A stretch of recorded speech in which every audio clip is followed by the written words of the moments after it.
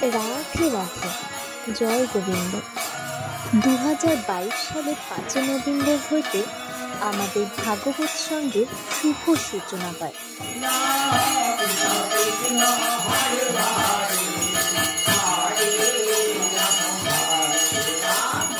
এখানে প্রত্যেক সন্ধ্যা 7টা হইতে ধর্মীয় গান বাজনা ও ভাগবত পাঠ এবং পূজা আরতি অনুষ্ঠিত হয়।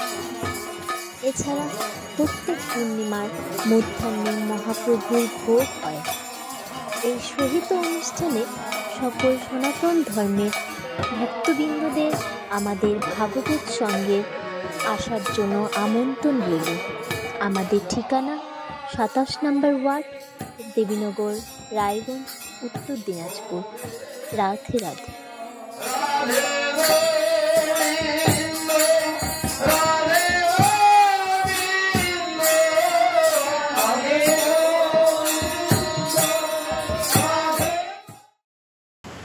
আমি আপনাদের সঙ্গে ভক্ত সঙ্গ করতে অক্ষম হয়েছি।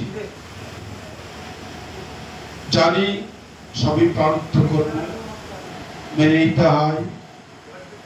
ইচ্ছা থাকলেও উপায় হয়ে ওঠে। আমি সম্পূর্ণ সুস্থ নই, তথাপি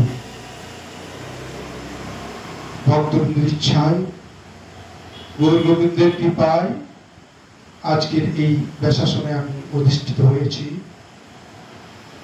আমি এই ব্যাসাসনে উপযুক্ত নই, ইতিপূর্বেই আমি বলেছি আপনাদের। কারণ না আছে আমার তত্ত্বজ্ঞান, না আছে তথ্য জ্ঞান সম্পর্কে আমি একেবারে অজ্ঞান, কিছুই জানি না, কিছুই বুঝি না। আপনারা কৃপা করেছেন,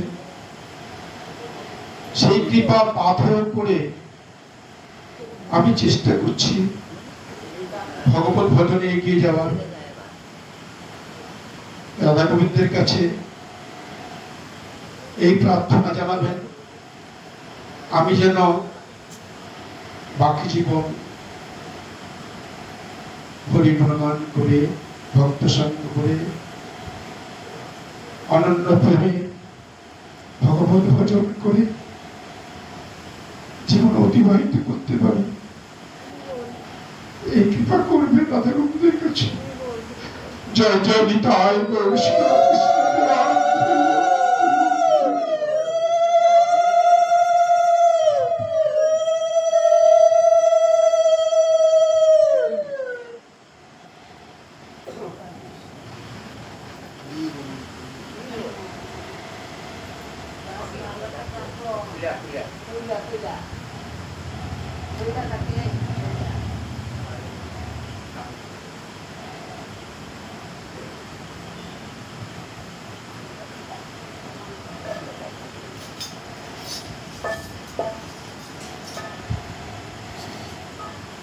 জয় রাধা মাধব,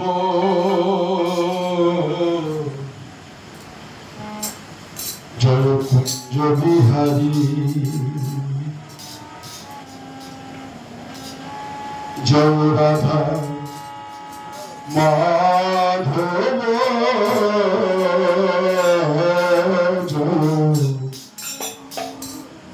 জয় কুঞ্জ বিহারী, জয় রাধা মাধব, জয় কুঞ্জ বিহারী, জয় রাধা মাধব, জয় কুঞ্জ বিহারী,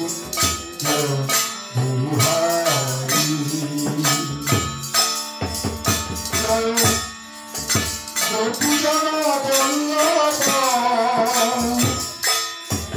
জয় সুন্দরধারী, জয় রাধা মাধব, জয় কুঞ্জ বিহারী, জয় রাধা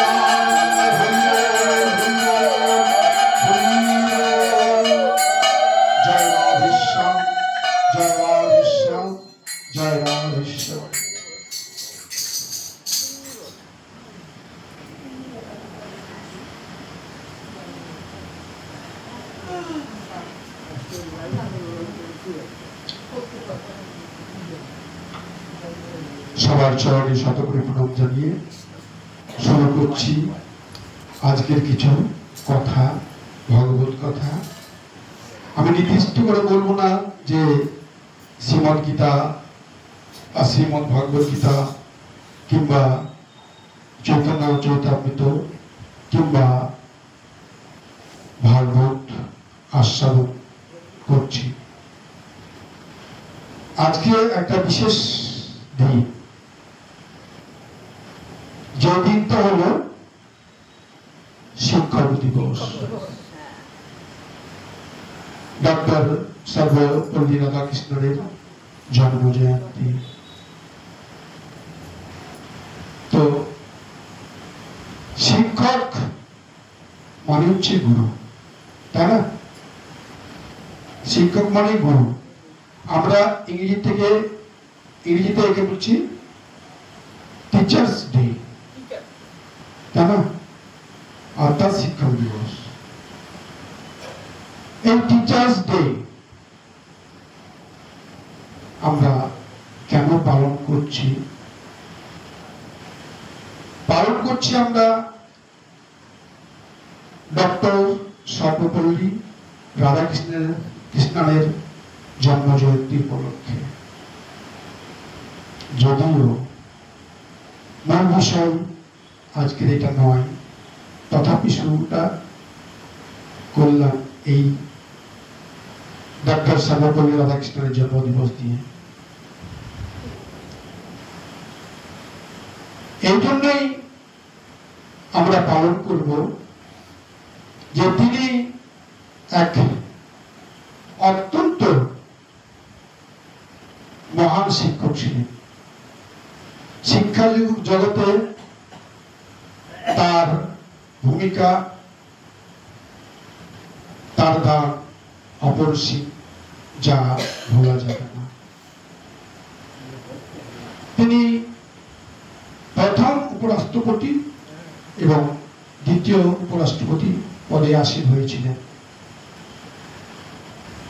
শিক্ষা জগতে তার অমূল্য বা দুর্মূল্য উপাদান আমরা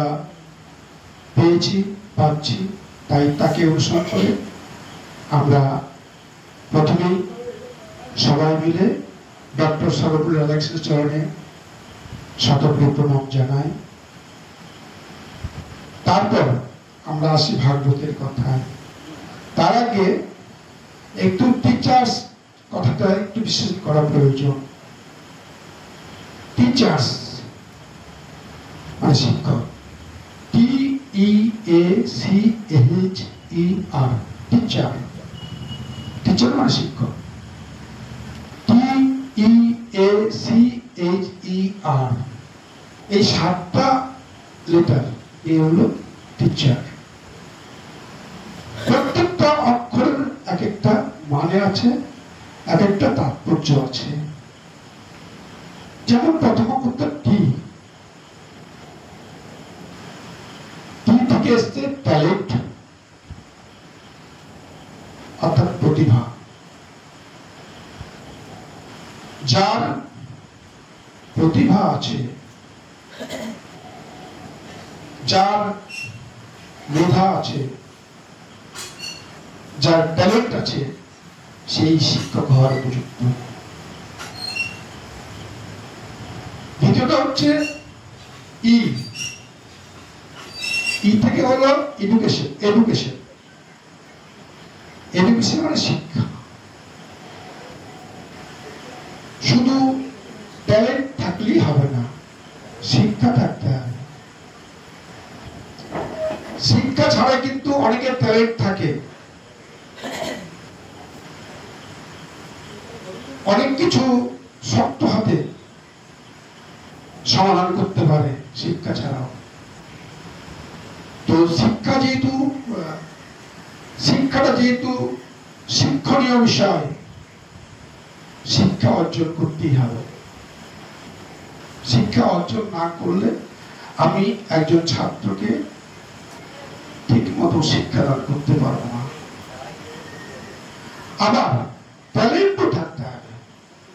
আমার শিক্ষাগত যোগ্যতা আছে, ট্যালেন্ট নেই, আমি একটা ছাত্রকে, একজন ভক্তকে ঠিক মতো তথ্য দিয়ে বুঝাতে পারছি না, তাহলে সে শিক্ষা কিন্তু বাস্তবে কাজে লাগবে না। সি হলো ক্যারেক্টার, সিটা হলো ক্যারেক্টার। একজন শিক্ষকের ক্যারেক্টার কিন্তু অত্যন্ত গুরুত্বপূর্ণ বিষয়। শিক্ষক যদি সৎ চরিত্রবান না হয়, সে কি করে একটা ছাত্রকে সঠিক শিক্ষাদান করবে, চরিত্রবান গড়ে তুলবে? সম্ভব নয়। তাই সি ফর ক্যারেক্টার, ক্যারেক্টারটা অত্যন্ত তাৎপর্য বিষয়।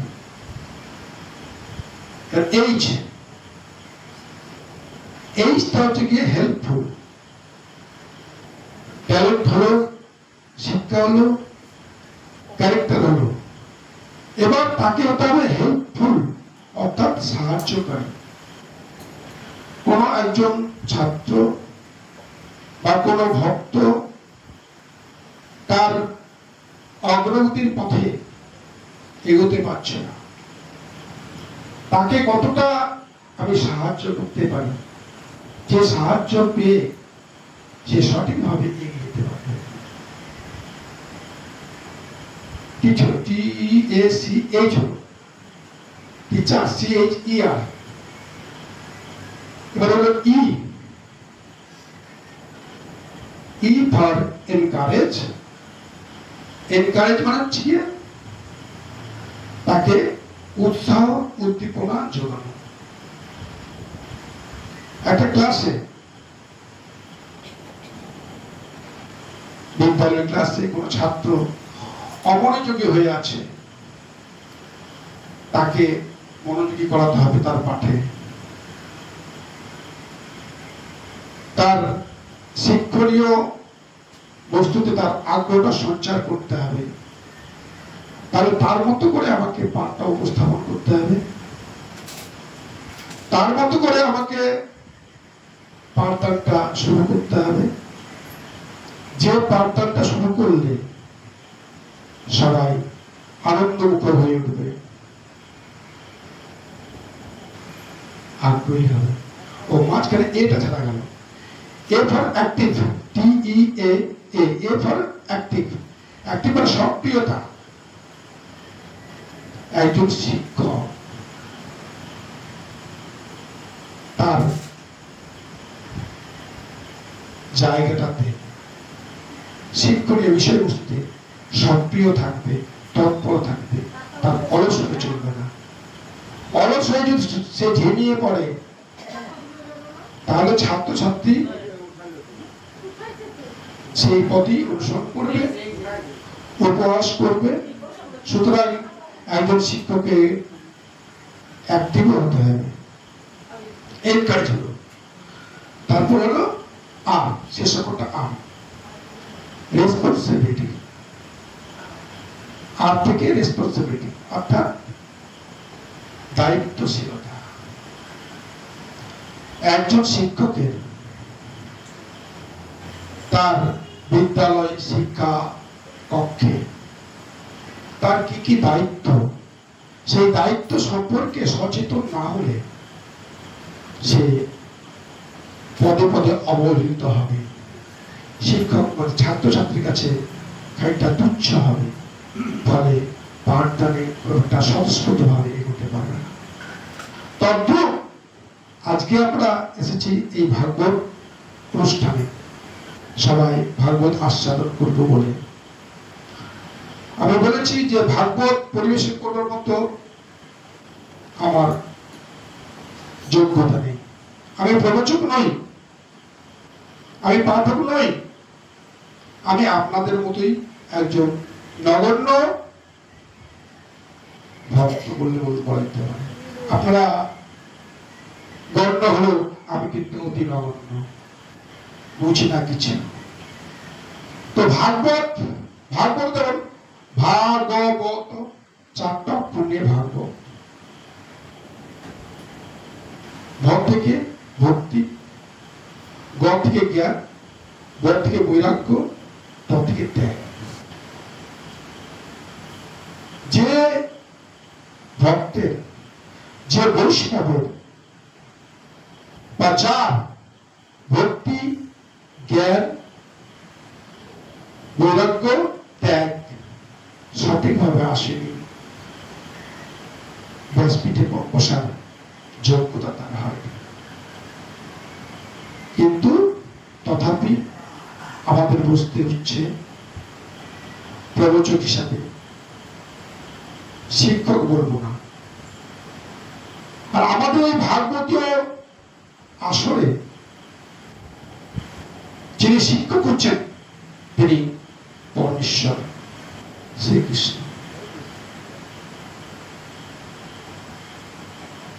অনাদি আদি গোবিন্দ। আর আমরা যেহেতু কলিতে অবস্থান করছি, সেহেতু এই কলির শিক্ষক হচ্ছেন শ্রী শ্রী চৈতন্যদেব। আসুন আমরা আজকের চৈতন্যদেব সম্পর্কে কিছু কথা আস্বাদন করি। আমি আমার মুখে কিছু বলবো না, গ্রন্থে যা আছে সেই কথাই আপনাদের আস্বাদন করাবো। তাতে আমার কিছুটা জানা হবে, আপনারা আস্বাদন করবেন। যদি আপনাদের এতটুকু ভালো লাগে, আমার খুব ভালো লাগবে। জয় জয় নিতাই গৌর শ্রীরামকৃষ্ণ।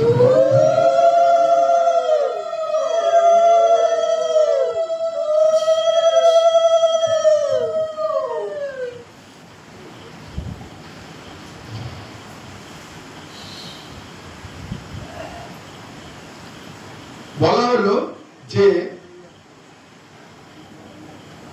আমাদের এই ভাগবত জগতের, ভক্তি জগতের মহান শিক্ষক হলেন শ্রী চৈতন্য মহাপ্রভু। তাই এই শিক্ষকতার প্রসঙ্গ টেনে এই জায়গায় আমি আসলাম। স্বয়ং শ্রীকৃষ্ণ পরমেশ্বর ভগবান পঞ্চতত্ত্ব রূপে পৃথিবীতে লীলাবিলাস করেছেন। স্বয়ং শ্রীকৃষ্ণ দাপরে যিনি ছিলেন, তিনি পঞ্চতত্ত্ব রূপে পৃথিবীতে লীলাবিলাস করেছেন। এই পঞ্চতত্ত্ব কে হলো? পঞ্চতত্ত্ব হলেন আমাদের গৌরাঙ্গ মহাপ্রভু, নিত্যানন্দ প্রভু, অদ্বৈত প্রভু, গদাধর পণ্ডিত আর শ্রীবাস পণ্ডিত। এরা এক একজন এক একটা অবতার। যেমন গৌরাঙ্গ মহাপ্রভু, তিনি ঈশ তত্ত্ব অর্থাৎ ভগবান।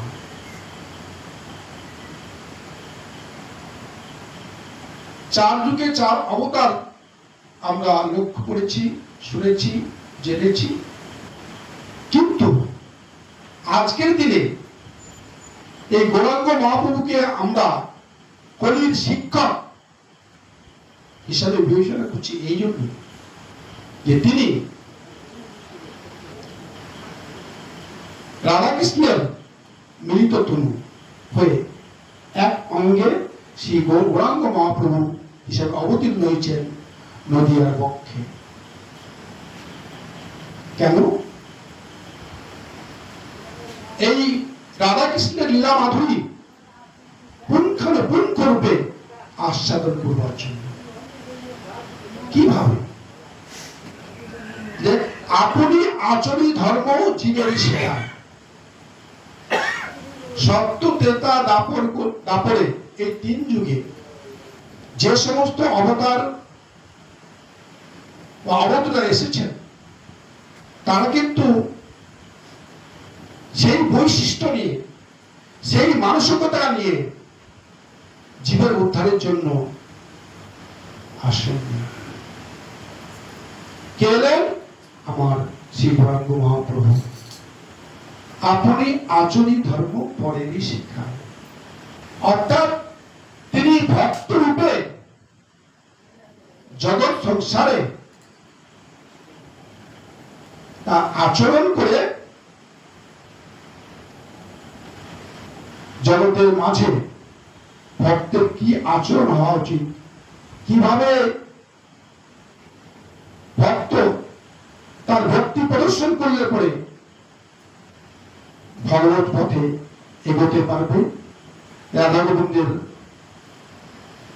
শ্রীচরণ আশ্রয় করতে পারবে, বৈকুণ্ঠ প্রাপ্তি করবে। এটা একমাত্র শিকারের আমার চৈতন্য মহাপ্রভু। তাই তাকে হরির শিক্ষক হিসাবে বলতে এতটুকু বাধা নেই। প্রকাশ তত্ত্ব হলেন নিত্যানন্দ প্রভু, অবতার তত্ত্ব শ্রী অদ্বৈত প্রভু, শক্তি তত্ত্ব শ্রী গদাধর পণ্ডিতাদি, আর ভক্ত তত্ত্ব হলেন শিবাসাদি ইত্যাদি।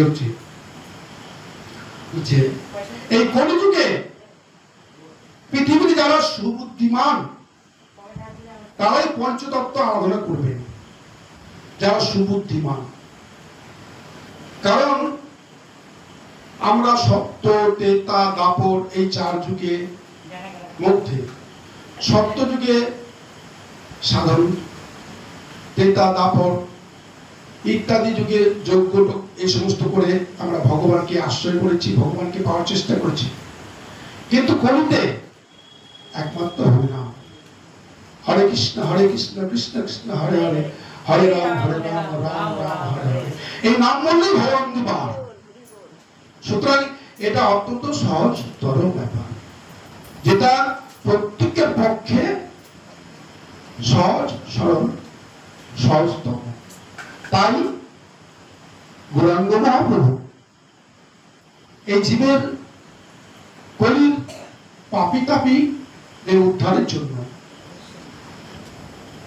দুই অঙ্গে এক অঙ্গ হয়ে নবদ্বীপে অবতীর্ণ হয়েছেন। সেই কথা শ্রীমদ্ ভাগবতে ভবিষ্যৎবাণী আকারে বর্ণিত হয়েছে। কৃষ্ণ বর্ণং তিসা কৃষ্ণ সাঙ্গ পাঙ্গস্ত পার্শ্বদম যজ্ঞই সংকীর্তনম পায়জন্তি সুমেধস। বলছে যার মুখে সর্বদা কৃষ্ণ নাম